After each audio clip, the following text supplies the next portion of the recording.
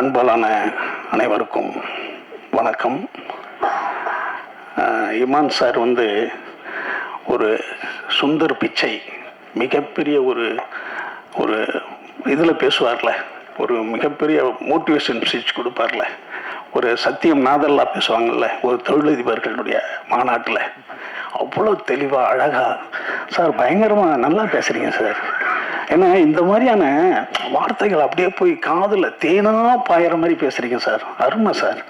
அடுத்தது இன்னொரு விஷயம், எவ்வளோ ஆடியோ ரிலீஸில் பாடல்கள் வெளியீட்டில் இசையமைப்பாளர் வருவார், ஆனால் எந்த இசையமைப்பு வெளியீட்டிலையும் சார் நாங்கள் பாடகர்களை பார்த்ததே இல்லை சார்.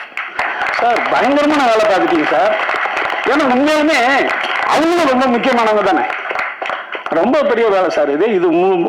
இந்த பிரசாத் இது புதுசாக பார்த்துருக்கேன், ரொம்ப அருமை சார், சூப்பர். அப்புறம் இந்த அர்ஜுனன் பேர் 10 இதில்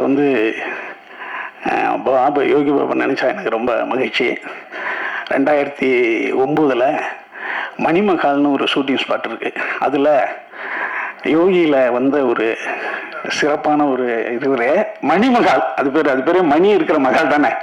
அதில் வந்தவர் இன்னைக்கு கிட்டத்தட்ட 2009 இன்னைக்கு 2026 300வது படத்தை தொட்டிருக்காருன்றது ரொம்ப மகிழ்ச்சியான ஒரு தருணம்.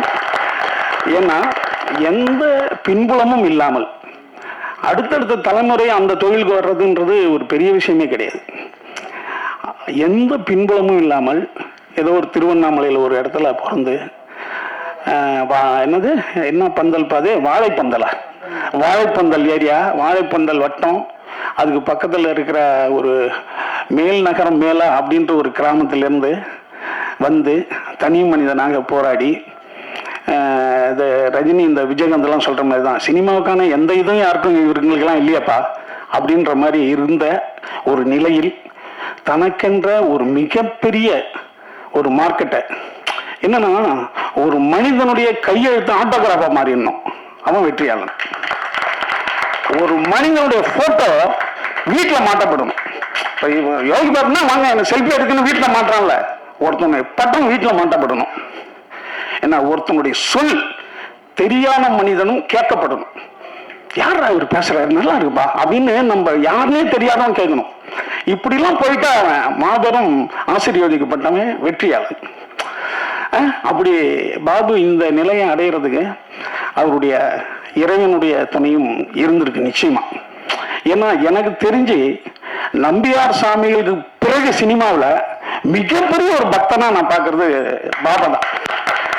அவர் கேரளாவில் போனா ஒரு கோயில் மாதிரி வச்சிருப்பாரு. ஏன்னா கடவுள் இருக்கு இல்லைன்றது விடுங்க, ஆனா நம்புனா அது இருக்கும்.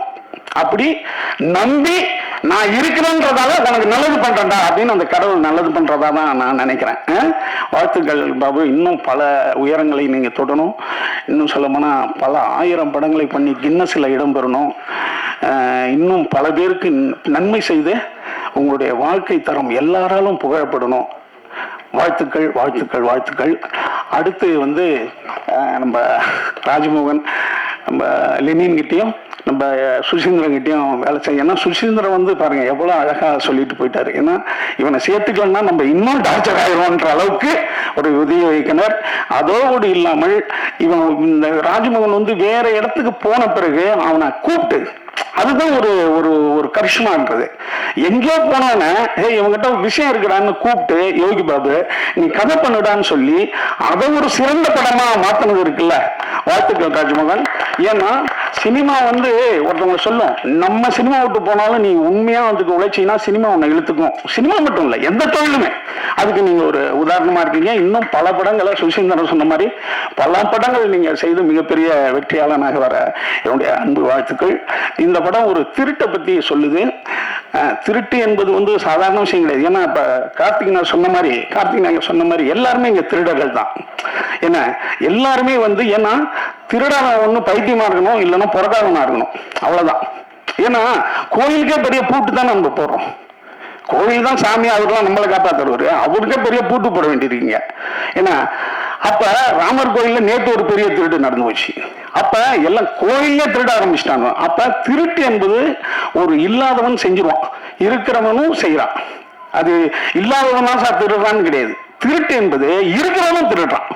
அப்ப அது வந்து ஒரு பொதுவான இதுதான். அது ஏச காட்டி கொடுத்துட்டாங்க. 30 காசுக்கு ஏச காட்டி கொடுத்த யூதாஸ் அவன் வந்து ஃபீல் பண்ணிட்டான். அப்புறம் ஃபீல் பண்ணிட்டு அதே தேவாலயத்தில் போய் நான் தப்பு பண்ணிட்டேங்க, காசை திருப்பி கொடுத்துட்டேங்கன்றான். ஐயா போட அவனுக்கு காவடிச்சாச்சு இன்னுமே பிறகு அவனும் தற்கொலை பண்ணிக்கிறான். அப்ப இங்க வந்து கடவுளை காட்டி கொடுக்கிற சமூகம் இங்க உண்டு. ஏன்னா யாரும் ஏவாதான் முதல் மனிதர்கள்ன்றான். முதல் கொலை அவங்க குடும்பத்தில் நடக்குது. ஆதானுடைய முதல் பையனான காயின் அவனுடைய சகோதரனை கொள்றான், ஆபேலை கொள்றான். அதான் முதல் கொலை. அப்ப இது எல்லா இடத்துலையும் நடக்கிறதா. அப்ப இதுல ஏதோ ஒரு மர்மமும் உண்மையும் இருக்கு. திருட்டு கொலை இதெல்லாம். அப்படியாக இந்த படம் வந்து ஒரு மோட்டார் திருட்டை பத்தி சொல்லுது. எல்லாம் நிறைய சொல்லிட்டாங்க. மோட்டார் என்பது 1886 பென்ஸ்ன்றவன் கண்டுபிடிக்கிறான், ஜெர்மனிக்காரன். காரின் பென்ஸ், அவன் தான் முதல் காரை கண்டுபிடிச்சவன். அந்த கார்ல இருந்து தான் இன்னைக்கு நம்மளுடைய பயணங்கள் எல்லாமே பெருசாகிட்டு இருக்கு. முன்னெல்லாம் நாங்க கார் வாங்கும்போது என்னன்னா நோ ஹேண்ட் சிக்னல்னு ஒன்று பின்னால் எழுதியிருப்பானோ. அது ஏசி கார். அது ஏசி காருக்கு ஹேண்ட் சிக்னல் பண்ண மாட்டாங்க. காரை கேட்டாலும் ஏசி காரா நான் ஏசியான தான் கேட்பாங்க. இப்பெல்லாம் அப்படி கிடையாது. அந்த அளவுக்கு நம்ம வந்துருச்சு. முன்னாடி உண்ண உணவு உடுக்க உடை இருக்க இடம் அப்படி இருந்தது மீறி இப்ப ஒரு போனும் காரும் ரொம்ப அவசியமா இருக்கு இல்லையா? அப்ப கார் என்பது இன்றைக்கு நம்மளுக்கு தேவையானதாச்சு. சின்ன வீடாயிடுச்சு. அது ஒரு சின்ன வீடுனா நீங்க சின்ன வீடு செய்றீங்க, எல்லாத்தையும் வச்சுக்கலாம். அப்ப வந்து அந்த மாதிரியான ஒரு விஷயமா இருக்கு. அதை பற்றியான ஒரு சிறந்த படம். இந்த கதையை ரொம்ப சுவாரஸ்யமா வந்து ராஜமோகன் பண்ணியிருக்காரு. அப்புறம் ப்ரொடியூசரை பத்தி சொன்னாங்க, சுசீந்திரன் சொன்னாரு. எப்போதுமே ஒரு முதல் படத்தை முடிவு பண்றது இருக்காங்களே, ஒரு பாரதி ராஜாவா இருக்கட்டும், ஒரு பாலச்சந்திரா இருக்கட்டும், மிகப்பெரிய ஆளுமைகள் எல்லாம் யாரோ ஒரு பணம் உள்ளவர் தான் அறிமுகப்படுத்த வேண்டியிருக்கு இல்லையா? பணம் இல்லாம நீங்க கதையை வச்சுட்டு என்ன பண்ணுறீங்க? அப்ப அப்படி ஒரு சிறந்த இயக்குனரை அறிமுகப்படுத்திய தயாரிப்பாளர்களுக்கு எங்களுடைய அன்பான வாழ்த்துக்கள். அடுத்த இமான் சார் வந்து ரொம்ப அழகா நம்ம ராஜமோகன் சொன்னாரு. மகேந்திரன் வந்து ஃபிலிம் பைன்னு போட்டுக்கவே மாட்டார். மகேந்திரன் சார், ஏன் சார் நீங்க ஃபிலிம் பைன்னு போட்டுக்கல? மகேந்திரன் அவருக்கு சொன்னாரு, என்னுடைய படங்களை நான் வசனம் எழுதி பேச வைத்ததை விட இளையராஜா இசையால் பேச வைத்தார். இசையால் தான் என்னுடைய படங்கள் நிறைய பேசப்பட்டது. என்னுடைய மௌனமான ஷாட்டுகள் எல்லாம் இளையராஜா இசை பேசியது. அவரு இவ்வளவு பேசியிருக்காரு படத்துல. அப்ப என் பிலிம் பை மகேந்திரன் நான் எப்படி போட்டுக்க முடியும்னாரு. ஒரு இசையினுடைய வலிமை அது. அப்படி ஒரு இசையமைப்பாளர் உங்களை இவ்வளவு அழகா பாராட்டி இருக்கிறது என்பது, ஏன்னா அவர் தான் இசை இல்லாம படம் பார்க்கிறார், நம்ம இசையோட பார்க்கிறோம். அதனால சில போரான இடம் கூட அவர் இன்ட்ரெஸ்ட் பண்ணிடுவார். ஆனால் அவரே உங்க படத்தை மிகச்சிறந்த முறையில பாராட்டி இருக்காருன்னா நிச்சயம் இது மிகச்சிறந்த படமா இருக்கு, நல்ல படமா இருக்கு.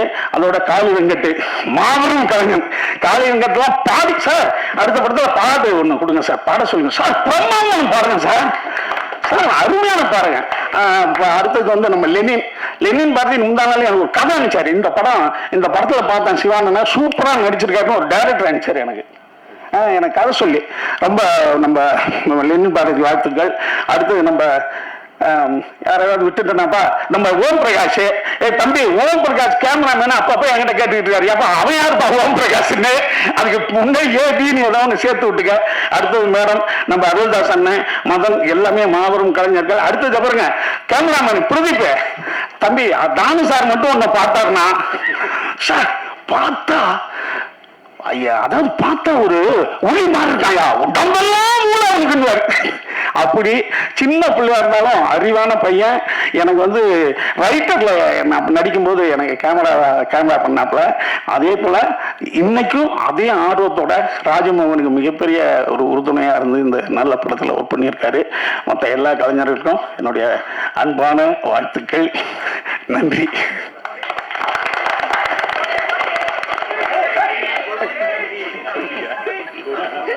தம்பி இந்த கொடி 15 வருஷமா எங்க கிட்ட இருக்கு. நாங்க எல்லாம் தோரணம் கட்டுவோம். எந்த படம் ரிலீஸ் ஆனாலும் தோரணம் கட்டுவோம். அந்த கொடி அது. அதே மாதிரி தனுஷ் ரசிகருக்கு யாராவது கல்யாணம் ஆச்சுன்னா அந்த கொடியை தான் தோரணம் கட்டுவானுவேன். அடுத்தது வந்து காது குத்து எல்லாத்துக்கும் அது போவோம். இப்ப என்ன ஆச்சுன்னா இந்த பசங்க கொஞ்சம் பேரு அதை கார்ல மாற்ற மாதிரி ரெடி பண்ணி எடுத்துட்டு வந்துட்டாங்க. இப்ப நாங்க வந்து வருஷம் வருஷம் மாவட்ட தலைவர்கள், செயலாளர்கள், பொருளாளர்கள், அமைப்பாளர்கள் இவங்களெல்லாம் கூப்பிட்டு புதுப்பிப்போம். என்ன ஒருத்தன் திடீர்னு துபாய்க்கு வேலைக்கு போயிடுவான் செயலாளராக இருந்தவன், அதுக்கு பதிலாக இன்னொரு போஸ்டிங் போடணும். அப்படி இல்லைன்னா இருக்கிறவங்களுக்கு திரும்பி புதுப்பிச்சு தருவோம். அடுத்து புதிய மன்றங்கள் திறந்துருப்பாங்க, அதை பத்தி டிஸ்கஸ் பண்ணுவோம். அப்படி வருஷம் வருஷம் ஒரு விழா நடத்துவோம். அதை இந்த தடவை நடத்தணும். அதுல சில பசங்க கார்ல மாற்ற மாதிரி அந்த கொடியை ரெடி பண்ணி எடுத்துட்டு வந்தாங்க. அதை 4 பேருக்கு மாட்டி விட்டோம். அதை வந்து சில நண்பர்கள் வந்து புதிய கொடி அறிமுகன்ற மாதிரி நினைச்சுக்கிட்டாங்க. அந்த கொடி எங்கள்கிட்ட இருக்கிற கொடி தான் அது. நன்றி, வணக்கம்.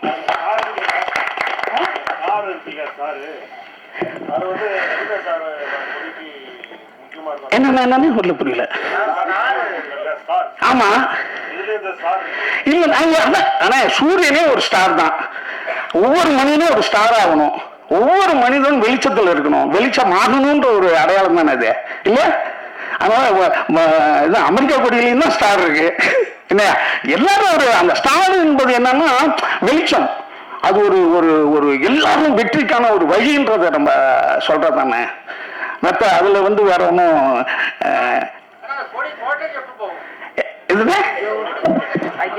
அண்ணா எது எப்போது நடக்குமோ அது நடக்கும்.